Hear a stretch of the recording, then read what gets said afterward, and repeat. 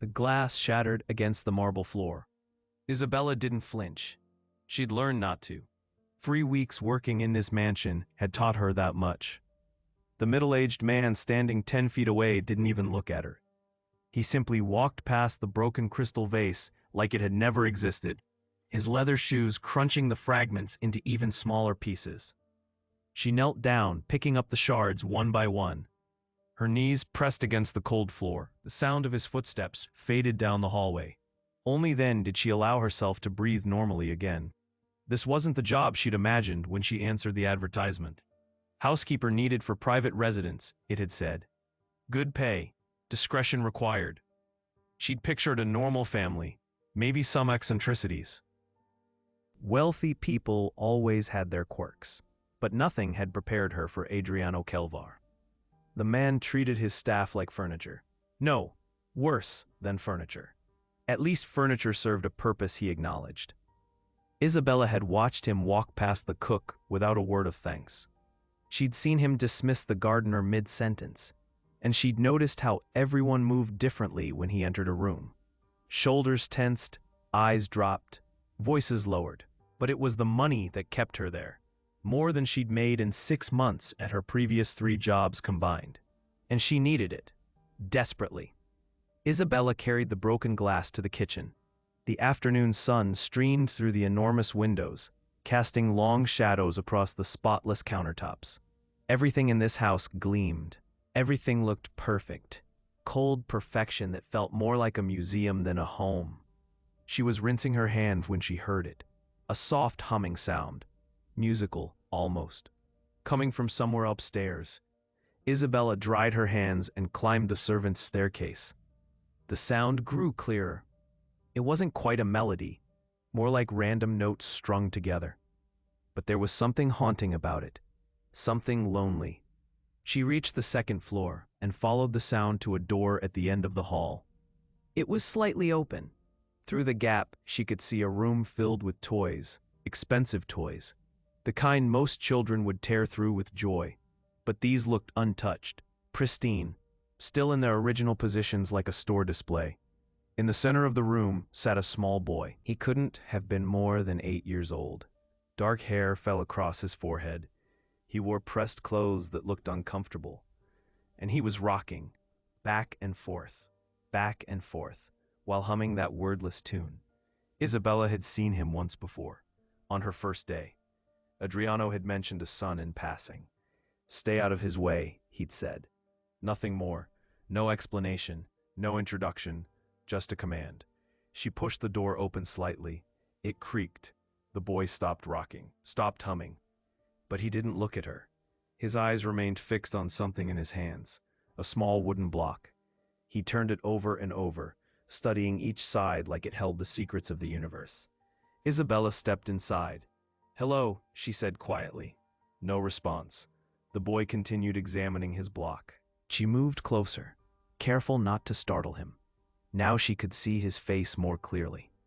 Beautiful features. But his expression seemed locked away somewhere distant, somewhere she couldn't reach.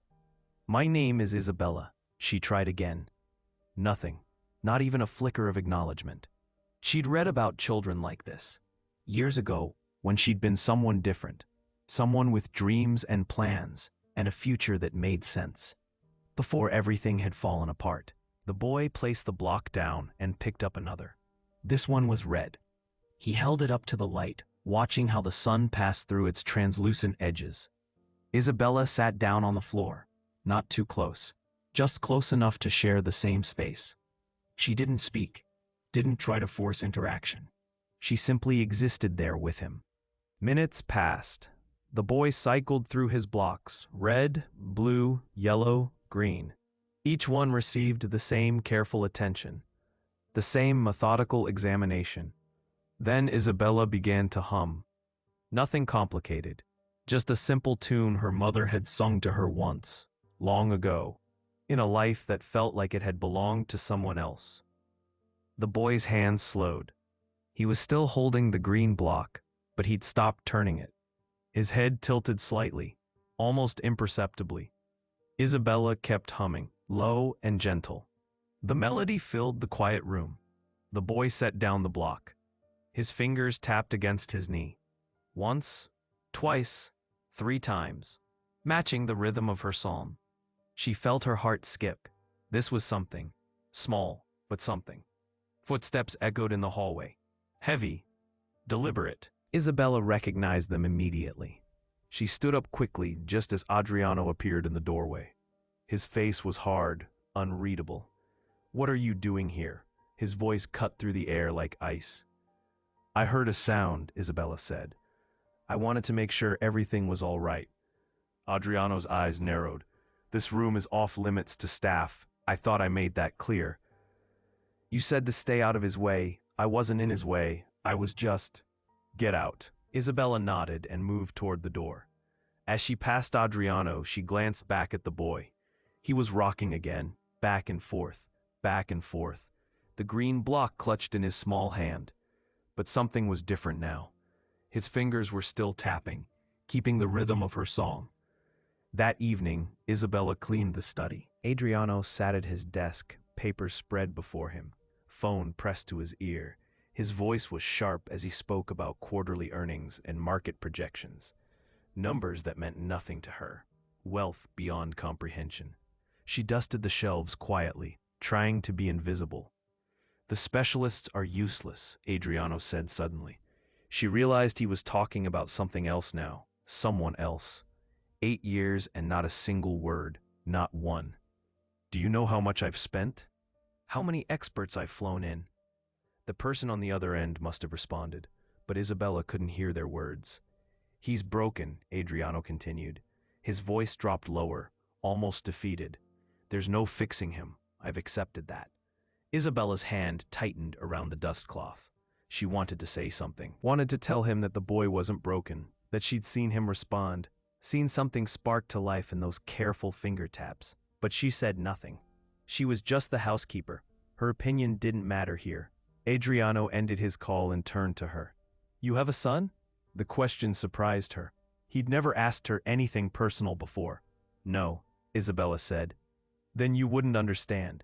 He picked up a framed photograph from his desk. A woman smiled from behind the glass, beautiful, elegant. His mother died when he was 2, complications from an illness. Matteo hasn't spoken since. The doctors think the trauma triggered something, made him retreat inward. Matteo. So that was the boy's name. "I'm sorry," Isabella said softly. Adriano set the photograph down. "Sorry doesn't change anything. Nothing changes anything. I've hired the best therapists, bought every recommended toy and tool, created the perfect environment for him, and still, nothing." He looked at her then. Really looked at her. Like she was a person instead of a ghost moving through his house. "You know what the worst part is?" he asked. "I don't even know who he is. My own son. He's a stranger living in my home, eating my food, existing in some world I can't access. And I've run out of ways to reach him." Isabella felt something twist in her chest. Despite everything, despite Adriano's coldness and cruelty, she heard genuine pain in his voice.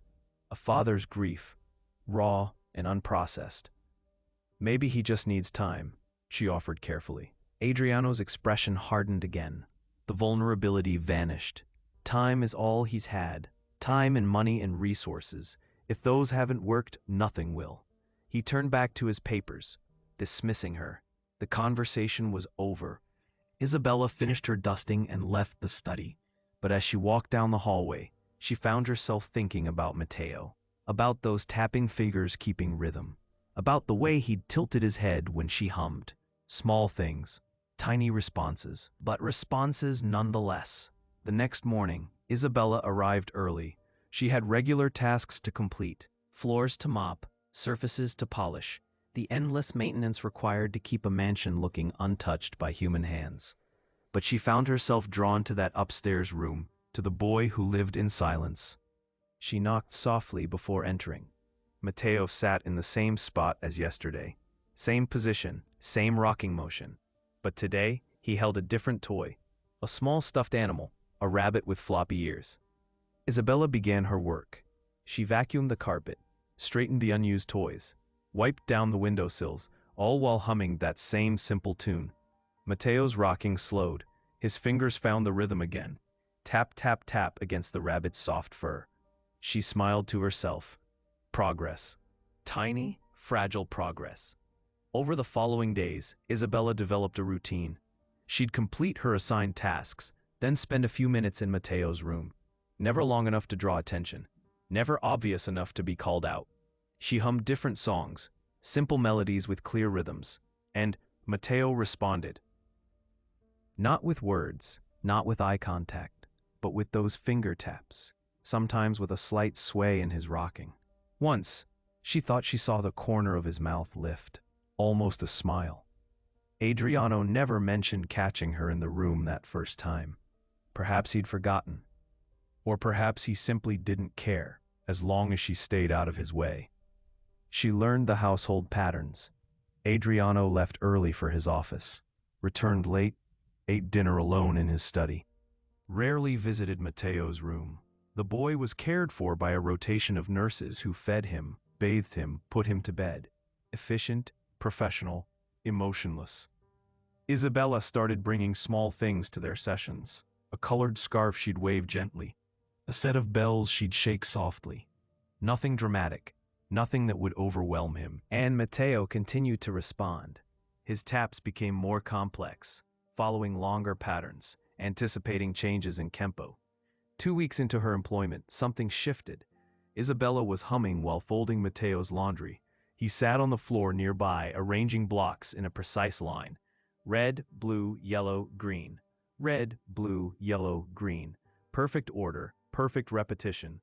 She changed her tune mid-song, shifted to something slightly faster. Matteo's hands stopped. He looked at the blocks. Then, slowly, deliberately, he rearranged them. Blue, red, green, yellow. A new pattern, a response to her change. Isabella's breath caught. This was different. This was intentional communication. She hummed the faster tune again. Matteo rearranged the blocks into another new pattern. They continued like this for several minutes. Isabella varying her melodies, Matteo responding with different block arrangements. A conversation. Silent and strange but real. When she finally had to leave, Isabella felt something she hadn't experienced in years. Hope. Fragile and dangerous, but undeniable. That evening, she was cleaning the downstairs bathroom when she heard voices. Adriano was speaking with someone in the foyer.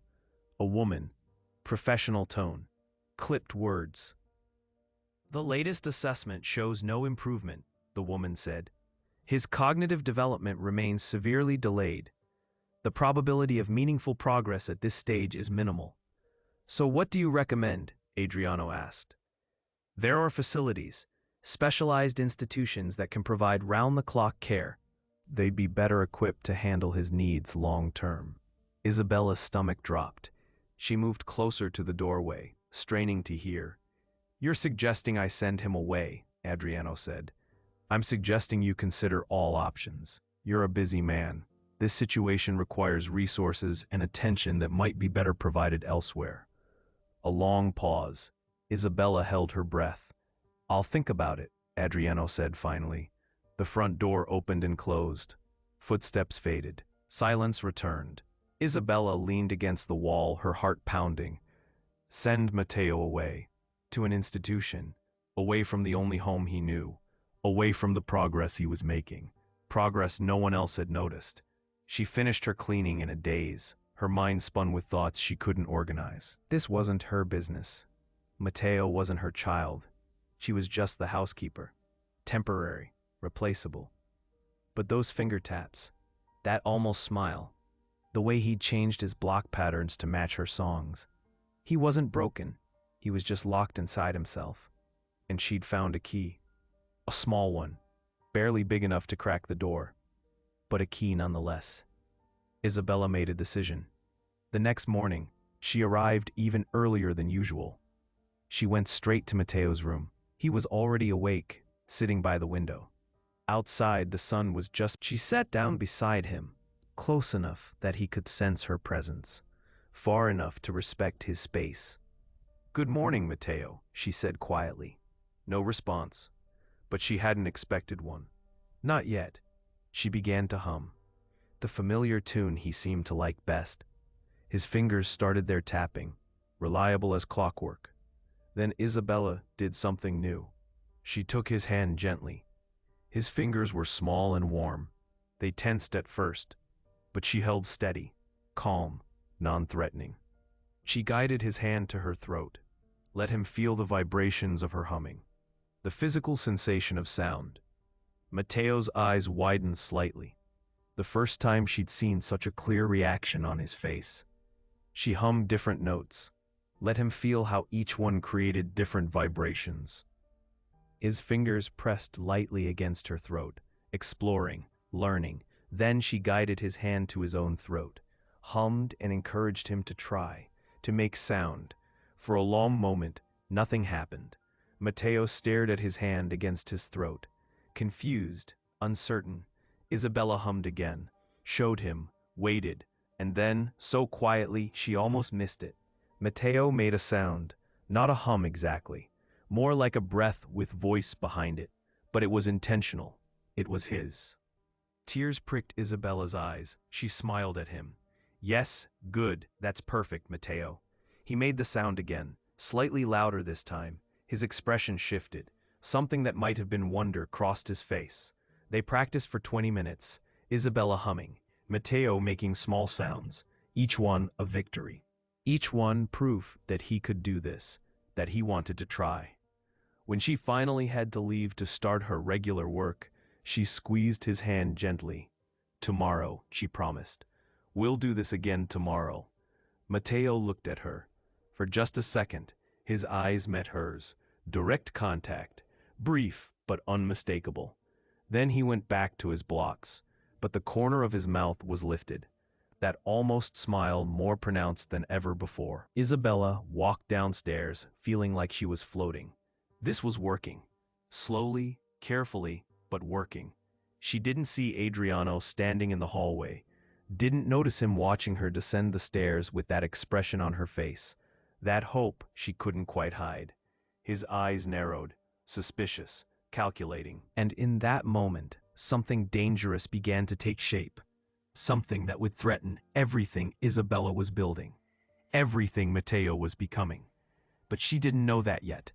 All she knew was that tomorrow she'd return to that room, and they'd practice again. And maybe, just maybe, she'd hear that small voice grow stronger.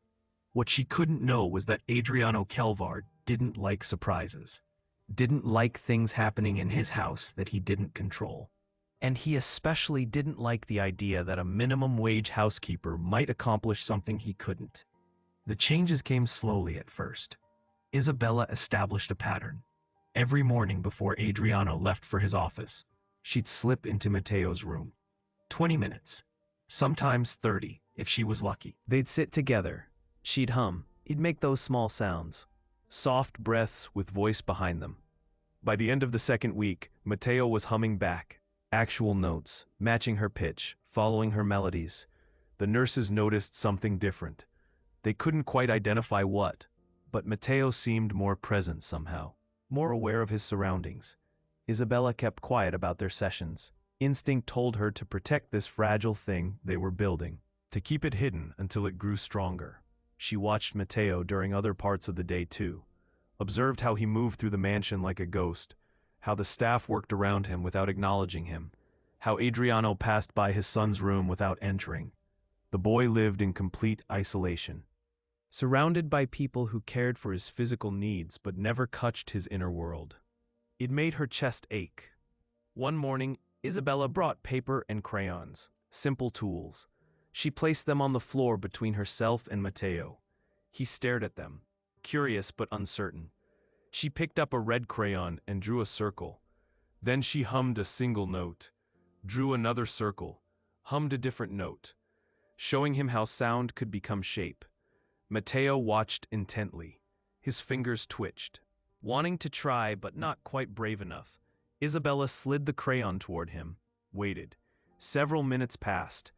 Then Matteo picked up the crayon. His movements were careful, precise. He drew a perfect circle, looked at Isabella, made a humming sound. She grinned. Yes, exactly right.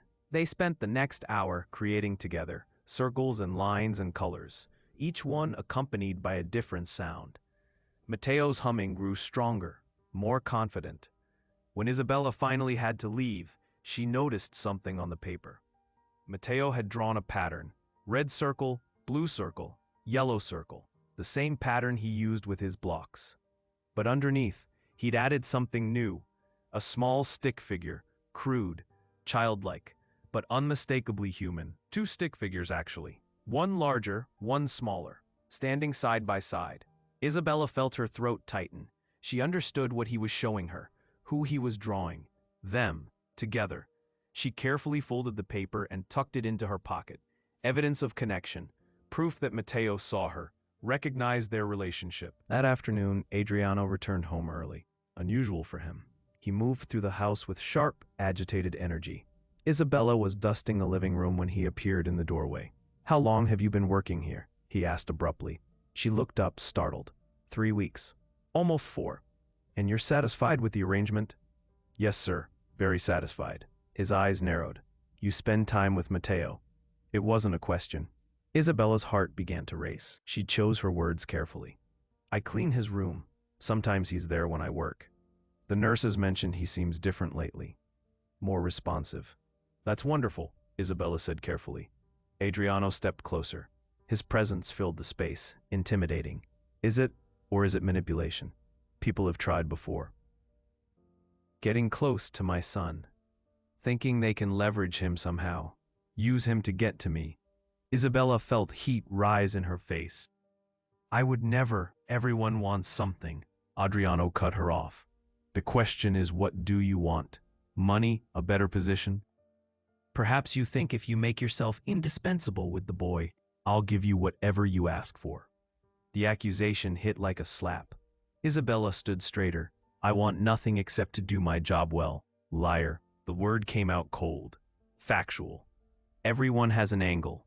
I just haven't figured out yours yet." He turned and left.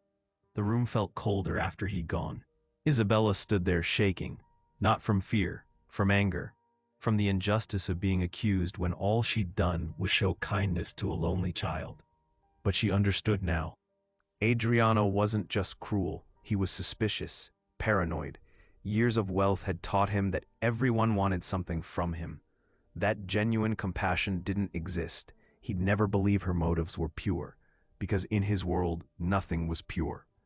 That night, Isabella lay in her small bedroom and stared at the ceiling.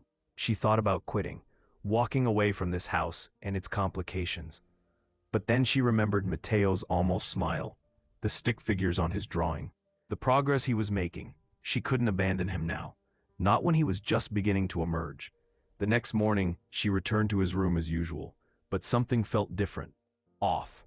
Matteo sat in his usual spot, but there was a new camera mounted in the corner of the room, small, discreet, but unmistakable. Adriano was watching now, monitoring. Isabella felt the walls closing in. She couldn't continue their sessions if he was recording everything. He'd see.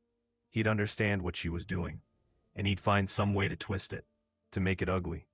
She began her cleaning routine. Straightforward, professional.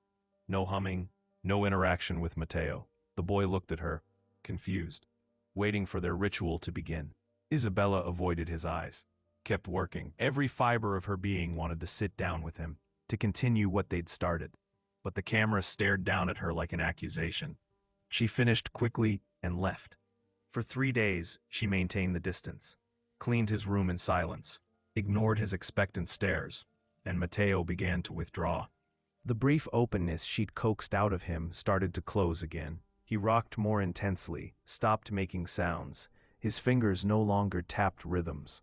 It was like watching a flower fold its petals, retreating from light back into darkness. Isabella felt it like physical pain, but what choice did she have? Adriano was waiting for her to slip up, to give him ammunition. On the 4th day, she entered Matteo's room and found him in the corner, not sitting, not playing, just standing there, face pressed against the wall. Something broke inside her. She glanced at the camera, let it watch. She didn't care anymore. Isabella sat down on the floor and began to hum, soft at first, then louder. Matteo's shoulders tensed. He didn't turn around. She kept humming. Patient, persistent. Minutes passed. 5, 10, 15. Then slowly, Matteo turned. His face was blotchy, his eyes red. Had he been crying? She didn't know he could cry. He walked toward her, each step deliberate, until he stood directly in front of her. And then he did something he'd never done before. He sat down in her lap. Isabella froze, afraid to move, afraid to breathe. This small body trusting her, choosing her, seeking comfort from her. She wrapped her arms around him gently, felt his heart beating against her chest, continued humming, low and soothing. Matteo leaned his head against her shoulder, made a small sound, not quite a word, but almost. They sat like that for a long time, Isabella rocking him slightly, humming softly, the camera recording everything. When she finally had to go, Matteo didn't protest. He simply returned to his spot by the window. But something had shifted. Some barrier had fallen. That evening, Adriano called her to his study. Isabella entered expecting termination, prepared for it. He stood by the window, back to her. "I watched the footage," he said. She waited, silent. "You held my son today, without permission." "He came to me," Isabella said quietly. "I didn't force anything." Adriano turned. His face was strange, unreadable. "Do you know how many specialists have tried to get him to engage? Therapists with decades of experience, experts flown in from across the world, and not one of them ever got him to voluntarily seek physical contact?" Isabella didn't respond, didn't know what to say. "What's your secret?" Adriano asked. The question sounded genuine, almost vulnerable. What are you doing that they couldn't? She considered lying, deflecting, but something in his expression made her speak truthfully. "I'm not trying to fix him. I'm just spending time with him. As a person, not as a problem to solve." Adriano's jaw tightened. "You think I don't see him as a person?" "I think you see him as something broken, something that reflects badly on you, and that colors every interaction." The words came out before she could stop them. Too honest, too direct. She expected rage, expected to be thrown out immediately. Instead, Adriano laughed, a harsh, bitter sound. "You're either incredibly brave or incredibly stupid. No one speaks to me like that." "Then maybe that's part of the problem," Isabella said. She was already fired in her mind. Might as well finish the thought. Everyone's too afraid to tell you the truth. So you live in this bubble where your money solves everything, but it can't solve Matteo, and that makes you angry. Adriano's face darkened. "Get out." Isabella nodded, started toward the door. "But come back tomorrow," he added. "Same time." She stopped, looked back at him. "I want to see if this continues," he said. "If it's real or just a temporary fluke. You have 1 month. Show me actual progress. Measurable results, or you're done."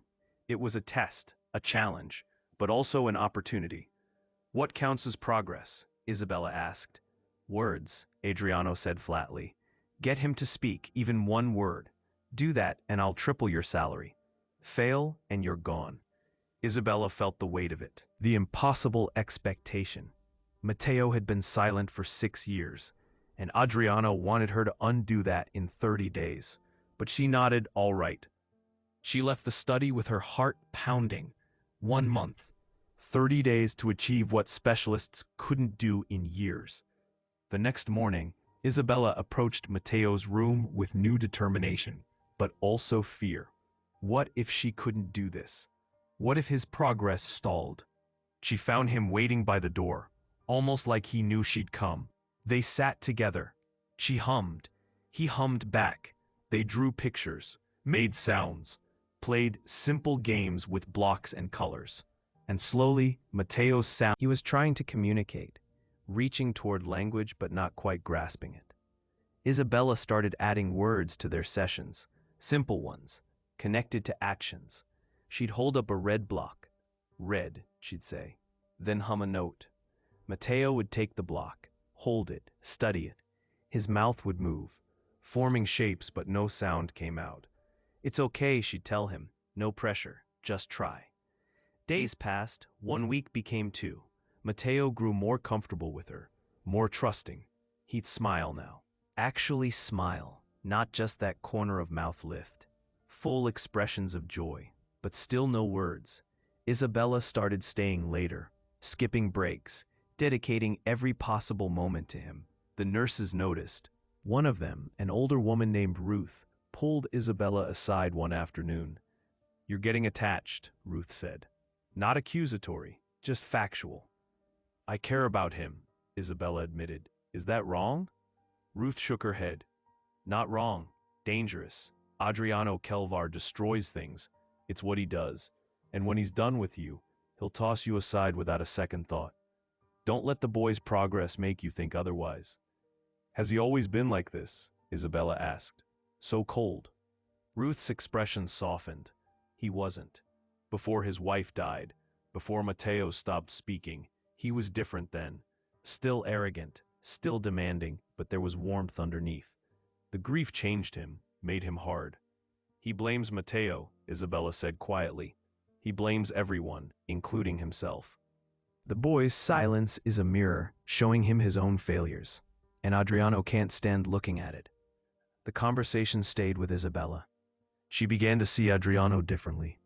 Not as a villain, but as a broken man who'd forgotten how to feel anything except anger and control. It didn't excuse his behavior, but it explained it. 3 weeks into the month, something shifted. Isabella was working with Matteo on matching sounds to objects. She'd hold something up, make a sound, he'd try to copy it.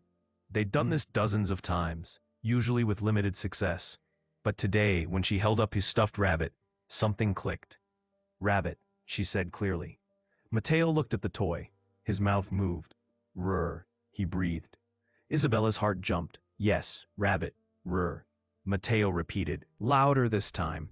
She wanted to scream with excitement, wanted to run downstairs and tell everyone, but she held herself still, calm, encouraging without overwhelming. "Perfect," she said softly. "That's perfect, Matteo." They practiced for another hour, the sound, over and over, until Matteo could produce it consistently. That night, Isabella barely slept. This was it, the beginning of actual speech, proof that he could do it. But as she lay in the darkness, another thought crept in, something that had been nagging at her for weeks. Why was she so invested in this? Why did Matteo's progress matter so much to her? And suddenly, she was back in another time, another place, sitting in a small office with textbooks spread around her. Younger, hopeful, planning a future that had seemed so clear. She'd wanted to work with children, specifically, children who struggled to communicate. She'd studied for years, learned techniques, developed theories, but then life had happened. A series of catastrophes that had derailed everything, left her broken and desperate, willing to take any job just to survive. She buried that version of herself, the educated woman with ambition and dreams. Buried her so deep that sometimes Isabella forgot she'd ever existed, but Matteo had uncovered her, piece by piece, reminded her of who she'd been, who she still was underneath the uniform and the subservient silence. And that realization terrified her, because if Adriano discovered her background, he'd never believe she'd taken this job innocently. He'd think it was all calculated, a scheme. She had to be careful, had to keep her past buried while nurturing Matteo's future. The next day, Adriano summoned her again. 1 week left, he said, without preamble. Progress report. Isabella hesitated. Should she tell him about the rrr sound? It wasn't a word. Not really. Would he consider it progress or failure? He's making sounds, she said carefully. Intentional vocalizations connected to specific objects. But no words. Not yet. Adriano's expression darkened. Then you're failing. Language development takes time. I gave you time, he interrupted. 30 days. That was generous, more than generous, and you're giving me excuses. I'm giving you honesty, Isabella said. You can't rush this. If you push too hard, he'll retreat. Everything we've built will collapse. We? Adriano's voice turned sharp. There is no we. You're an employee. He's my son. Don't confuse your role here. The word stung, but Isabella stood her ground. Then fire me. Right now. Because I won't lie to you about his development. And I won't push him past what he's ready for. just to meet your arbitrary deadline. They stared at each other, the tension crackling between them. Finally, Adriano spoke. You have until the end of the month. Not 1 day more. If I don't hear him speak an actual word by then, you're gone. Understood? Understood. Isabella returned to Matteo's room shaking. 5 days. She had 5 days to get him to produce recognizable speech. But when she entered, she found something that made her stop cold. Matteo was standing in the middle of the room. Not rocking, not playing with blocks. He was holding the drawing they'd made together. The stick figures. And he was looking directly at her. "Rrr," he said clearly. Then he pointed at the smaller stick figure, at himself. "Rrr." And then he pointed at the larger figure, at Isabella. His mouth moved, working through sounds, struggling. "Rrr, rrr." Isabella held her breath. "Rrr, Bell, her name." He was trying to say her name. "Bell, Matteo repeated. Stronger. Bella. The room seemed to tilt. Isabella couldn't speak, couldn't move. This beautiful, brave boy had just spoken, had chosen her name as his first word. She knelt down in front of him, tears streaming down her face. "Yes, Bella, that's me. You did it, Matteo. You spoke." He reached out and touched her face, curious about the wetness on her cheeks. Then he smiled. That full, genuine smile that transformed his entire face. And he said it again, clear as crystal. "Bella." Isabella pulled him into a hug. This miraculous child who'd trusted her enough to try, who'd broken 6 years of silence not for his father or the specialists or anyone else, for her. But even as she celebrated this victory, a cold understanding settled over her. This would change everything, and not necessarily for the better. Because Adriano had wanted a word, demanded proof, and now she'd have to give it to him. And when he learned that his son's first word in 6 years was the name of the housekeeper, not him, not Mama, but a woman he'd suspected and belittled and threatened to fire, Isabella knew with absolute certainty that Adriano Calvar would not react well. The victory she'd just achieved might become the very thing that destroyed them all. Before we continue, tell me where you're watching from. I'd love to know how far this story will go. Ato 3. Resolução. Isabella knew she had to tell Adriano, but not yet, not in this moment. She wanted to protect this fragile victory a little longer. Keep it sacred before it became ammunition in whatever war Adriano was waging inside himself. She spent the rest of that day with Matteo. They practiced his new word, Bella. He said it over and over, each time more confident, each time with more joy. By evening, he can say it perfectly. And he'd started trying other sounds too, attempting new words. His brain had unlocked something. A door had opened. Isabella tucked him into bed that night, something the nurses usually did, but tonight felt special, different. "Bella," Matteo said sleepily. "Yes, I'm here," she whispered. "Bella, stay." 2 words, strung together, a complete thought. She felt her heart crack open. "I'll stay as long as I can," she promised, not knowing if it was a promise she could keep. The next morning, Isabella went to Adriano's study before he left for the office. He looked up from his papers, surprised. "You're here early." Matteo spoke, she said simply. Adriano went very still. "What did you say?" "Yesterday." He said his first word, then more. "He's speaking, Adriano. Real words." For a moment, something vulnerable flashed across his face. Hope, raw and desperate. Then it vanished behind his usual mask. "I want to hear it," he said. They went upstairs together. Adriano moved quickly, urgently, like a man racing towards something he'd given up hoping for. Matteo was already awake, playing with his blocks in the morning light. Adriano entered the room. Matteo looked up briefly, then back to his blocks. No recognition, no excitement. "Matteo," Adriano said. His voice was strange, softer than Isabella had ever heard it. "Can you speak? Can you say something for me?"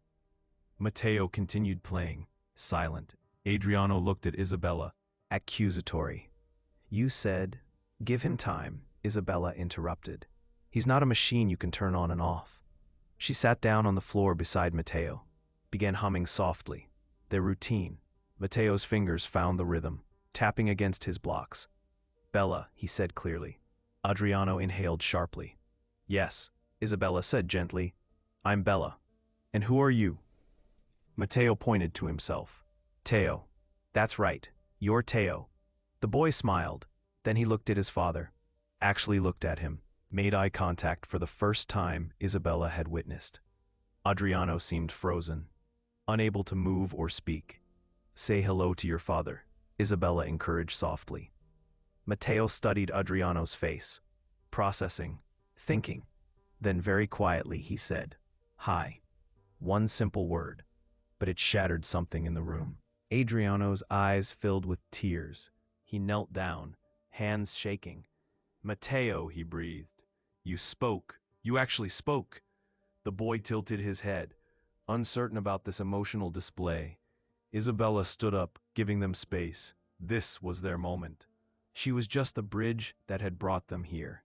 She slipped out of the room, left them together. In the hallway, she leaned against the wall, exhausted, emotionally drained, but satisfied. She'd done it, against all odds, against the deadline. Against Adriano's skepticism, Matteo was speaking, and that changed everything. For the next week, the mansion felt different, lighter somehow. Adriano started spending more time with Matteo. Awkward at first. He didn't know how to play, how to engage. But he tried. Isabella helped, teaching him the techniques she'd developed, showing him how to follow Matteo's lead rather than forcing interaction. And slowly, tentatively, a relationship began to form between father and son. Matteo's vocabulary expanded daily. He learned new words with shocking speed, like he'd been storing them up for years, and now they were pouring out. The specialists were called back. They examined Matteo, ran tests, seemed baffled by his sudden progress. Isabella stayed in the background during these visits, just the housekeeper, quiet, unimportant. But Matteo would look for her, call her name when she left the room. Bella, Bella, stay. And she always came back, always reassured him. 2 weeks after Matteo's first word, Adriano approached Isabella in the kitchen. I'm hosting an event, he said. Next Friday. Business associates, important people. I want them to meet Matteo, to see what's possible. Isabella felt uneasy. He's still developing. Large groups might overwhelm him. He'll be fine, Adriano said dismissively. This is important, for both of us. I need people to see him, to understand that he's not broken. There it was again, that need for validation, for proof that his son wasn't a reflection of failure. What do you need from me? Isabella asked. Be there. Help him feel comfortable. You're good at that. It wasn't a request, it was an expectation. Friday arrived. The mansion filled with people, expensive suits, designer dresses, the wealthy and powerful moving through rooms like they owned them. Isabella stayed with Matteo in his room. He was agitated. The noise from downstairs upset him. Too loud, he said, his newest phrase. I know, Isabella soothed, but it'll be okay. I'll be right beside you. When it was time, Adriano came to get them. He'd changed into an immaculate suit, every hair in place, the perfect image of success. Ready? He asked. Matteo clutched Isabella's hand. Bella comes? Of course she comes, Adriano said. They descended the stairs together, entered the main hall where dozens of people mingled. Conversations died as they entered. All eyes turned to them. Adriano placed his hand on Matteo's shoulder, possessive, proud. Everyone, I want you to meet my son. Matteo pressed closer to Isabella, overwhelmed by the attention. He's recently overcome a significant challenge, Adriano continued. After years of being unable to communicate, he's now making remarkable progress. Polite applause, curious stares. A woman in a red dress stepped forward. How wonderful. What was the breakthrough? What finally worked? Adriano's smile tightened. Persistence, the right environment, proper resources. The woman looked at Isabella, then at Matteo clinging to her.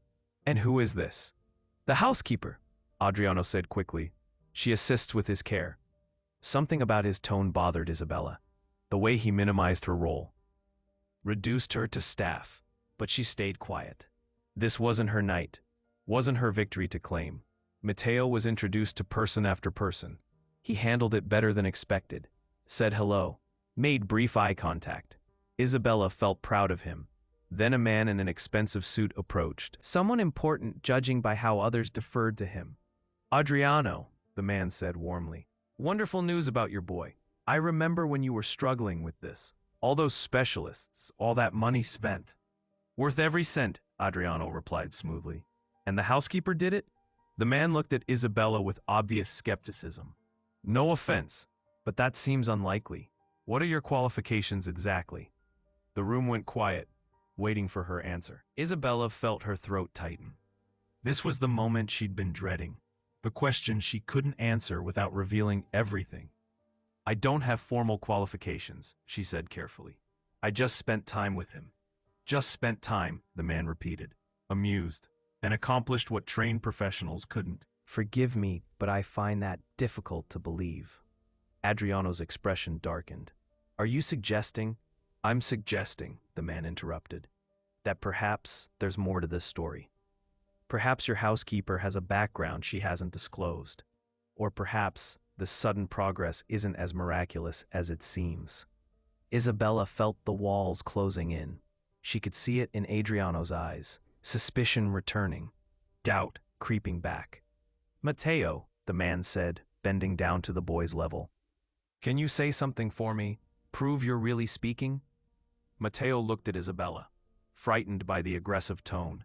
It's okay, she whispered. But Matteo shook his head, retreated into himself. The noise, the pressure, the stranger's demanding energy. It was too much. He went silent. The man straightened, looked at Adriano with pity. I see. Well, perhaps with more time. The implication was clear. He didn't believe it, thought it was a trick, or a temporary fluke. Adriano's face flushed, embarrassment, anger. Matteo, speak. Show them you can do it. But Matteo only pressed closer to Isabella, hiding. Matteo, Adriano's voice rose, sharp, commanding. I said speak. The boy flinched, and something inside Isabella snapped. Stop, she said firmly. Loudly enough that conversations around them halted. You're scaring him. Adriano turned to her, his eyes cold. Excuse me? He's not a performing animal, Isabella continued. He's a child. A frightened child who's overwhelmed. You're pushing too hard. The room was completely silent now. Everyone watching this confrontation. You forget yourself, Adriano said quietly, dangerously. You're staff. You don't tell me how to handle my son. Someone needs to, Isabella shot back. Years of biting her tongue, of swallowing humiliation, of watching Adriano treat people like objects. It all came pouring out. Because you don't see him, you've never seen him. You look at Matteo and see your own failure, your own inadequacy. And now you want to parade him around like a trophy, to prove you're not broken. But he's not here for your validation. He's a person, with feelings, with limits. Adriano's face went white, then red. Get out. Gladly, Isabella said. But when she tried to step away, Matteo wouldn't let go of her hand. Bella stay, he said, clear as a bell, in front of everyone. You see? Adriano turned to his guests, voice shaking with rage. This is what she's done. Made my son dependent on her, manipulated him. Probably planning to leverage this, demand money, threaten to leave unless I pay her. That's not true, Isabella said. Isn't it? Adriano stepped closer. Then explain something. Explain how a simple housekeeper with no training accomplished what specialists couldn't. Explain the coincidence of you appearing in my life exactly when Matteo needed help. Isabella's heart pounded. This was it. The moment of truth. She could continue lying, keep her past buried, let him think whatever he wanted, or she could finally tell the truth. You want to know who I am? She said, her voice steady despite her shaking hands. Fine. My name is Isabella Thorne. 6 years ago, I was a child psychologist, specializing in developmental disorders and communication challenges. I had a clinic, patients, a career I loved. Adriano's expression shifted, confusion replacing anger. I worked specifically with nonverbal children, Isabella continued. Developed techniques that combined music therapy, visual learning, and emotional connection. I was good at it. Really good. Then why? Adriano started. Because I lost a patient. Isabella cut him off, her voice breaking. A little girl, younger than Matteo. She had similar challenges. We made incredible progress. She was learning to speak, to engage. And then one day, her parents pushed too hard, wanted faster results, took her off her medications without telling me, changed her routine, and she had a severe regression, worse than before. The room was silent, everyone listening. The parents blamed me, Isabella said. Tears streaming down her face now, said I'd given them false hope, that my methods were dangerous. They sued, took everything I had, my clinic, my reputation, my license. I lost it all. She looked at Adriano, really looked at him. So I became a housekeeper, because it was the only work I could get, because I needed to survive. And when I saw Matteo, I saw a chance to do what I was trained to do. Not for money, not for manipulation, but because I couldn't watch another child disappear into silence when I knew I could help. Adriano stared at her, processing. You lied to me. You deceived me about who you were. I omitted information, Isabella said, because I knew you'd never hire me if you knew the truth. You'd think I had ulterior motives, just like you're thinking right now. You're damn right I'm thinking it, Adriano said. You had access to my son, to my home, under false pretenses. I helped your son speak, Isabella said. That was real. That mattered. Everything else is just details. Adriano turned to his guests, his mask firmly back in place. I apologize for this disruption. The evening is over. Please, enjoy the refreshments on your way out. People began moving, uncomfortable, eager to escape the awkward scene. When the room had cleared, Adriano turned back to Isabella. His voice was ice. You're fired, effective immediately. I want you out of this house within the hour. Matteo made a sound, a cry. No, Bella stays. She's leaving, Adriano said to his son. She lied to us. We can't trust her. But I trusted her, Matteo said, his eyes filling with tears. I trusted Bella. She helped me. She's my friend. Isabella knelt down, took both his hands. Listen to me, Matteo. You're going to be okay. You're speaking now. You're going to keep getting better. And your father is going to help you. Right? She looked up at Adriano, challenging him. He nodded stiffly. Of course. See? Isabella said to Matteo, you don't need me anymore. You're strong enough on your own. Don't want you to go, Matteo said, his voice small, broken. I know, Isabella whispered. I don't want to go either. But sometimes we don't get what we want. Sometimes we have to be brave. She hugged him tight. This beautiful boy who'd brought her back to life. Reminded her of who she was meant to be. Then she stood, looked at Adriano one last time. He needs consistency, patience. Don't push him to perform. Don't use his progress to validate yourself. Just love him. That's all he's ever needed. She turned and walked toward the stairs. Each step felt like a death. Behind her, she heard Matteo start crying. Really crying. Sobbing for the first time in his life. And then she heard him scream. Bella, Bella, come back. Full sentences, complete thoughts. His voice, strong and clear. Isabella stopped, closed her eyes, forcing herself not to turn around. Please, Matteo's voice rang through the mansion. Please, don't leave me. I need you, Bella. She felt Adriano's presence behind her. Stop, he said quietly. Isabella turned. He was standing at the bottom of the stairs. His face was wet. He'd been crying too. I was wrong, Adriano said. Each word seemed to cost him something. About everything. About you, about Matteo, about what mattered. He walked to where his son stood sobbing, knelt down beside him. I'm sorry, he said to the boy. I'm sorry I never learned how to love you properly. I'm sorry I let my own pain become more important than yours.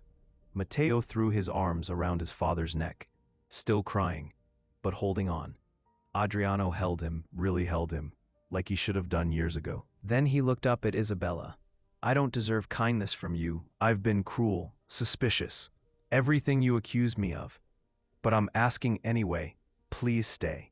Not as a housekeeper, as what you are. A therapist, a teacher, someone who can help me learn to reach my son. Isabella felt something crack inside her chest. All the walls she'd built around her heart, the armor she'd worn since losing everything, it crumbled. I don't have a license anymore, she said. I can't legally practice. Then I'll hire you as a consultant, Adriano said. An advisor, whatever title makes it legal. I don't care. Just please, don't walk away from him. He needs you. He paused, swallowed hard. We both need you. Matteo pulled away from his father, ran to Isabella, grabbed her hand. Stay. Please stay. She looked down at his tear-stained face. This brave, brilliant boy who'd chosen to speak. Who'd chosen her as the first person worth speaking to. Okay, Isabella said softly. I'll stay. Matteo's face lit up. You promise? I promise. The next months passed like a dream. Isabella worked with Matteo every day. But now Adriano joined them. Learning, asking questions, actually trying to understand his son. She watched their relationship transform. Watched Adriano soften, become patient. Learn to find joy in small victories instead of demanding grand achievements. Matteo's progress was remarkable. He started school, made friends, became more confident every day, and Isabella rediscovered herself. The version of her that had existed before tragedy, before loss. The woman who dedicated her life to helping children find their voices. Adriano set up a foundation in Matteo's name, funding research into communication disorders, offering free therapy to families who couldn't afford specialists. He asked Isabella to run it. I need someone who understands, he said. Someone who's been through it, who knows what these families face. She accepted. With the foundation's resources, she could help hundreds of children, maybe thousands. The lawsuit that had destroyed her career was quietly settled. Her reputation slowly rebuilt, not with fanfare, but with consistent, excellent work. One evening, 6 months after that terrible party, Isabella sat with Adriano on the terrace. Matteo was inside, reading a book. Something he'd learned to do with shocking speed. I owe you an apology, Adriano said. A real one. Not just for firing you. For everything before that, the way I treated you, the suspicion, the cruelty. You were hurting, Isabella said. That's not an excuse. He looked at her. You saved my son. But more than that, you saved me. Showed me what actually matters. I'd forgotten how to be human. You reminded me. Matteo reminded you, Isabella corrected. I just helped translate. They sat in comfortable silence, watching the sunset. Can I ask you something? Adriano said. That little girl, the one you lost, what was her name? Isabella felt her chest tighten. She rarely spoke about this. Maya. Her name was Maya. Do you think she'd be proud of you? Of what you've done with Matteo, Isabella considered, letting herself remember Maya's smile, her laugh, the progress they'd made together before it all fell apart. I think she'd be happy someone else got the help I couldn't give her, Isabella said finally. That's enough. Inside the house, Matteo called out, Bella, Dad, come look at this. They went inside together, found Matteo holding up his book, excited. I finished the whole thing, all by myself. Adriano ruffled his son's hair. That's wonderful, buddy. I'm proud of you. Matteo beamed. Then he looked at Isabella. Will you read me another one? Before bed? Of course, she said. As they settled into the reading nook, Matteo between them, Isabella felt something she hadn't experienced in years. Complete. Whole. Like all the broken pieces had finally found their way back together. Not in the way she'd planned, not in the career she'd envisioned, but in something better, something real. Matteo leaned against her shoulder, already getting sleepy. Bella, he said, I'm glad you stayed. Me too, she whispered. Me too. Adriano caught her eye over Matteo's head, mouthed 2 words. Thank you. She nodded, understanding everything those words carried, the weight of them, the genuine gratitude. They read together until Matteo fell asleep, his small body warm and trusting between them. And Isabella thought about how far they'd all come, from that first day when she'd heard humming from a lonely room, when she'd found a boy locked away from the world. She'd unlocked him. But in the process, he'd unlocked her too, given her back her purpose, her calling, her reason for being. Sometimes the people we save end up saving us right back. And as Isabella carried the sleeping boy to his bed, tucked him in with gentle hands, and watched his father kiss his forehead goodnight, she knew one thing with absolute certainty. She was exactly where she was meant to be, doing exactly what she was meant to do, with exactly the people she was meant to help. And who had helped her in return? And if you stayed with me until the end, leave a comment telling me what you thought of the story, and what kind of stories you would like to hear more of.